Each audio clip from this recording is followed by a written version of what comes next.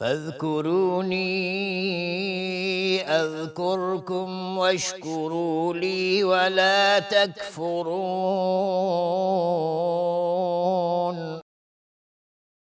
پس به یاد من باشید تا به یاد شما باشم و شکر مرا گویید و کفران نکنید.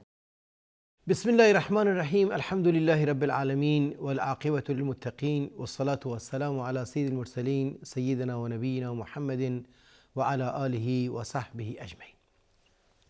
با عرض سلام و درود خدمت همه شما بینندگان عزیز و محترم در برنامه نیایش و ستایش. به امید این که بتونیم باز هم در سایه آیات قرآن کریم مفاهیم بنیادین و اساسی اذکار و دعاهای روزمره خودمون رو درک کنیم. مفاهیم و معانی بنیادینی که اگر اونها رو نتونستیم درست بگیریم، نه نماز ما خواهد تونست روح و معنا و مفهوم مطابق با حقیقت و اصلش داشته باشه و نه دعاهایی که میکنیم. غافل خواهیم بود از تمام افعال و رفتار عبادی خودمون. تدین و دینداری ما مثل یک کالبدی خواهد بود که ظاهر بسیار زیبنده‌ای و درونش خالی و تهی از مغز خواهد بود. آیاتی که باز هم در این جلسه می‌خوایم بهش نگاهی بندازیم مجموع آیاتی هست در خاتمه سوره آل عمران. سوره آل عمران و سوره بقره در خاتمه با هم پیوند بسیار زیبایی دارند که هر دو اینها با مجموعه‌ای از دعاها خاتمه پیدا می‌کنند. دعایی که وجه مشترکی با هم دارن از جنبه‌ای و استقلال معنوی و مطلب دارن از جنبه‌های دیگه. آغاز این دعاها با یک آیه شروع میشه که اون آیه نوعی از مد یا ستایش یه جامعی رب ذوالجلال رو میرسونه. اون آیه 189 هست که میگه لله ملک السماوات والارض.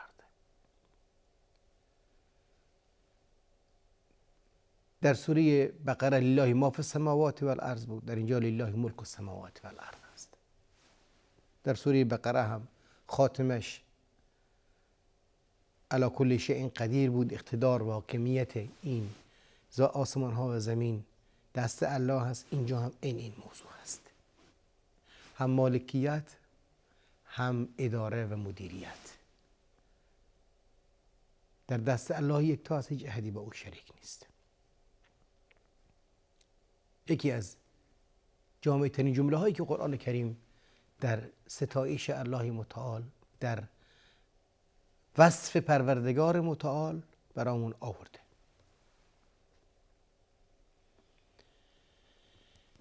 لک ملک السماوات والارض، لله ملک السماوات والارض. الله ما خبر میده و ما هم با اینو تکرار میکنیم در دعای جامعی که رسول الله صلی الله علیه و سلم در ابتدای نمازهای تهجد خودشون میگفتن این بود که اللهم لک ملک السماوات والارض. بعد در اینجا الله ما خبر میده که ما این رو به عنوان یک ستایش یا جمله ستودنی برای مقام الهی و ذات پروردگار متعال به زبان بیاریم. در ادامه این ستایش در سوره بقره مجموعه‌ای از نیایش هایی بود، دعاهایی بود که موضع اهتمام ذهنی و فکری انسان باید باشه. در سوره آل عمران هم عیناً مجموعی از دعاهایی هست که باز هم باید موضع اهتمام فکری و ذهنی انسان باشه.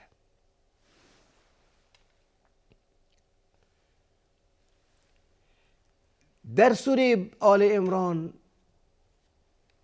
نکته جالبی که وجود داره اینه که قبل از اینکه این دعاها بیاد مطرح بشه،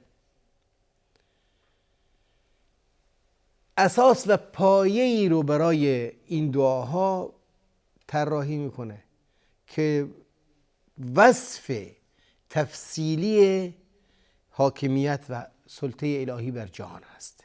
ان فی خلق السماوات والارض و اختلاف اللیل والنهار لآیات لأولی الالباب.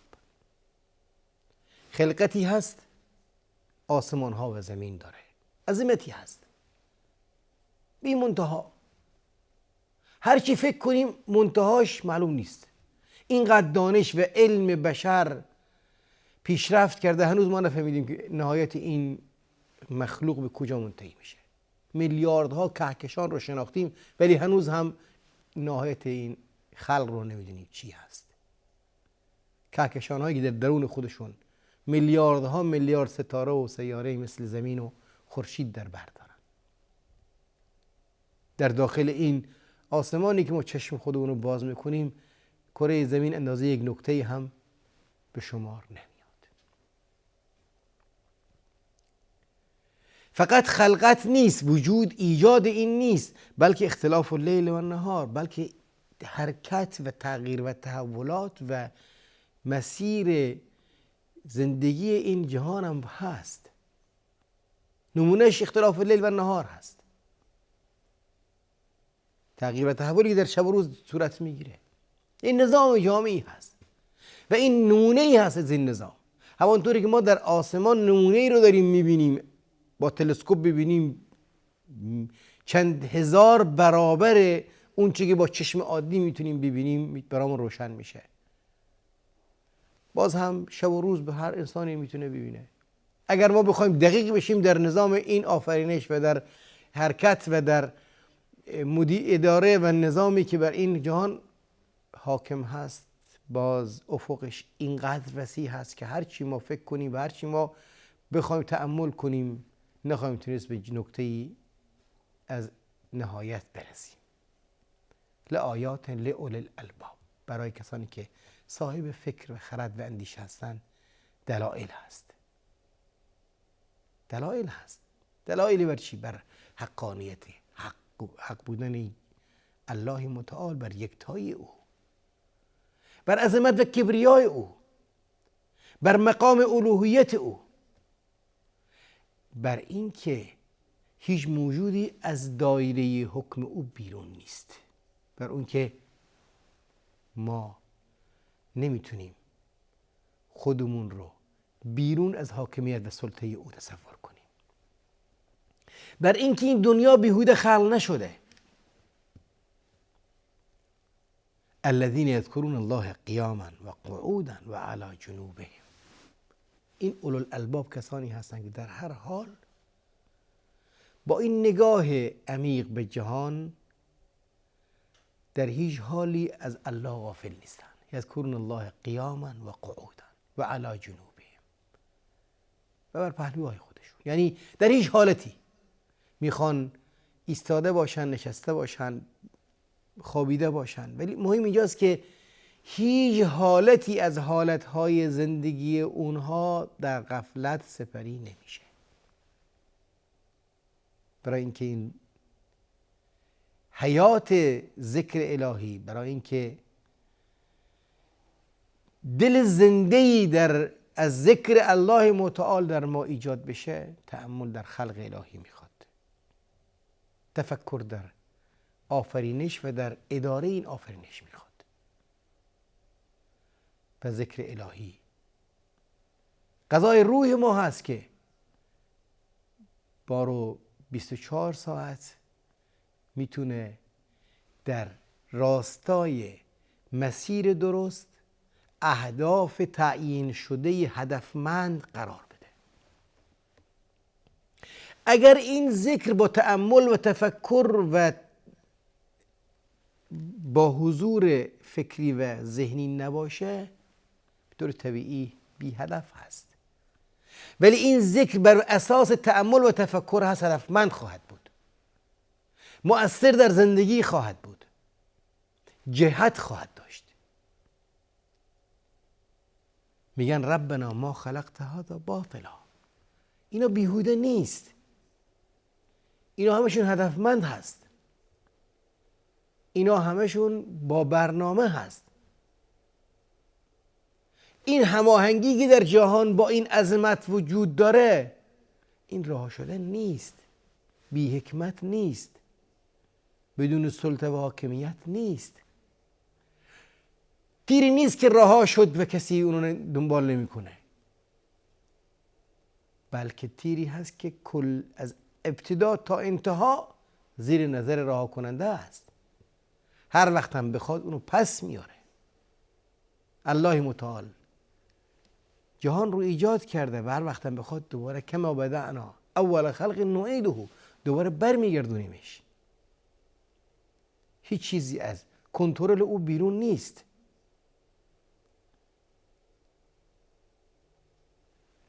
ربنا ما خلقت هذا باطلا فقنا عذاب النار. کنترل او هست یعنی نتایج هست. کنترل پروردگار متعال هست یعنی عاقبت داره کردار ما. کنترل حاکمیت هست یعنی هیچ چیزی بی حساب و کتاب نیست. اگر ما در نظام مخلوق بی بند و باری هرج و مرج رو یک عیب میدونیم، اگر در نظام مخلوق بگیم که هر انسانی هر کاری انجام داد هیچ نتیجه‌ای براش نیست و کسی بازخواستش نمیکنه، این یک عیب شمرده میشه. سبحان الله، تعالی الله، الله بالا هست، بلند مرتبه هست، پاک هست از اینکه ما فکر کنیم که به این صورت جهان بیهوده و بی هدف و بی نتیجه و بی حساب و بی کتاب داره مسیر طی میکنه. هیچ عهدی بازخواست نمیشه، هیچ عهدی محاسبه نمیشه، هیچ عهدی حساب و کتاب نمیشه. خوب و بد هر دوشون یک نتیجه رو داره. افنجعل المسلمین کالمجرمین ما لکم کیف تحکمون. آیا ما انسان تسلیم شده ی سالم و صحیح رو درست رو با یک انسان مجرم تبهکار برابر قرار بدیم؟ کیف چطوری این شما حکم میدید؟ آیا این نظام حاکمیت عدل و نظام حکیمی که در جهان میبینید این چنین امکانی رو براتون در ذهنتون میتونه ایجاد بکنه؟ سبحان الله، الله پاک است از این چنین تصوری. میگیم فقنا عذاب النار، میگیم پروردگار ما رو از این عاقبت و نتیجه سوء عمل کردمون نجات بده. به دنباله این تفکر و تأمل هست که دعاهای پی در پی میاد. سبحانک، پاک هستی که از اینکه ما فکر کنیم که تو این دنیا رو اداره نمی کنی، یا پاک هستی از اینکه ما فکر کنیم که حساب و کتابی در نتیجه عمل کرد و رفتار وجود نداره. پاک هستی از اینکه ما فکر کنیم که کسی، هیچ کس به کسی هست، کسی به کسی نیست، هر کاری بخوایم انجام بدیم مؤاخذه‌ای نیست، عاقبتی نیست. پاک هستی که از اینکه ما فکر کنیم که از عملکرد ما اطلاعی نداری، از تو غائب میمونه عملکرد و رفتار ما. پاک هستی که از اینکه ما فکر کنیم که مجرم با انسان صالح و نیک برابر هست در نظام تو. نعوذ بالله. در نتیجه میگیم ربنا انک من تدخل النار فقد اخزیته و ما للظالمین من انصار. ایمان آوردیم به آخرت، آخرت حق هست، عاقبت حق هست، حساب تو حق هست، حاکمیت و سلطه تو حاکمیت و سلطه به حقی هست. اگر تو برای کسی نهایت بدی رو در قدر اون گذاشتی، در تقدیر اون گذاشتی، خزی و رسوایی مستحقش میشه و این آدمهای ظالم و ستمگر هیچ گونه یار و یاوری در ضمن حاکمیت سلطه تو ندارن. این دنیا هست که گاهی هرج و مرج میشه، گاهی ظالم و ستمگر هم میتونه زندگی بدون حساب و کتاب روز و شب بکنه، شب رو روز بکنه. در حاکمیت تو هر چیز یک عاقبتی داره و حساب و کتاب میشه و مؤاخذه میشه. ربنا اننا سمعنا منادیا ینادی للایمان ان آمنوا بربکم فآمنا. پروردگار ما ایمان آوردیم، شنیدیم حقیقتی رو که از جانب تو اومد، دینی که از جانب تو اومد، بهش ایمان آوردیم، هر حقیقتی که از جانب تو رسید بهش اونو پذیرفتیم، ایمان آوردیم. ربنا، پروردگارا، فاغفر لنا ذنوبنا، در این میان اگر کوتاهی از ما شد، اگر خطایی شد، اگر نارسایی شد، اگر اون چی که شایسته بایسته بود انجام ندادیم، اون رو از ما بیامرز و کفر عنا سیئاتنا، و گناهان ما رو بپوشان، و توفنا مع الابرار، و نهایت ما رو با نیکوکاران ما رو وفات بده. وفات یک حقیقت هست که هممون میدونیم. الله یتوفی الانفس، او هست که میگیره، ما زنده اون کرد و میمیره اون میمیرونه، و زیر چارچوب حکم او اومدیم و خواهیم رفت. با نیکوکاران ما رو وفات بده تا اینکه عاقبت امر ما نیک باشه. ربنا و آتنا ما وعدتنا علی رسولک، اون چی که بر انبیای خودت وعده دادی از نیکی به ما هم بده. ولا تخزنا یوم القیامه، و در روز قیامت ما رو رسوا نکن با عمل کرده بد ما، با کوتاهی ما، با غفلت ما، که همه ما در ارتباط با عبادت و نیایش و ستایش تو اون چی که باید و شاید رو نمیتونیم ادا بکنیم. انک لا تخلف المیعاد، وعده تو حق هست، تو وعده خلاف وعده هیچگاه نمی کنی. کافی است که ما فقط بگیم که فقط روی یکی از نعمتهای الله متعال فکر کنیم که چشم ما باشه. مثلا اگر تمام زندگی خودمون رو وقف بر شکر الهی بکنیم، نخواهیم تونست حق شکر الله رو پروردگار رو ادا بکنیم. در نتیجه اعتراف میکنیم که در هیچ زمینه‌ای ما نمیتونیم حق عبودیت، حق ذکر تو رو، حق شکر تو رو، حق عبادت تو رو، حق ستایش تو رو به جا بیاریم. ما در دنیا 10 موضوع ذهن ما رو مشغول میکنه و از تو غافل میمونیم. در نتیجه اعتراف کوتاهی خودمون میکنیم، بگیم فاغفر لنا ذنوبنا و قنا عذاب النار، گناهان ما رو بیامرز و ما رو از عاقبت و نهایت عملکرد بدمون ما رو نجات بده. باز هم این دعا رو میکنیم، ربنا فاغفر لنا ذنوبنا و کفر عنا سیئاتنا و توفنا مع الابرار. همه ما رو خاتمه به خیر بکنه. تمام داشته های ما در اینجا هست، توفنا مع الابرار. اونجا اگر خاتمه ما با نیکوکاران باشه، در اینجاست که سعادت دائم و ثابت رو به دست آوردیم. از الله متعال میخوایم که ما رو با نیکوکاران وفات بده و گناهان ما رو ببخشه. الله یار و نگهدارتون باد. السلام علیکم و رحمت الله و برکاته.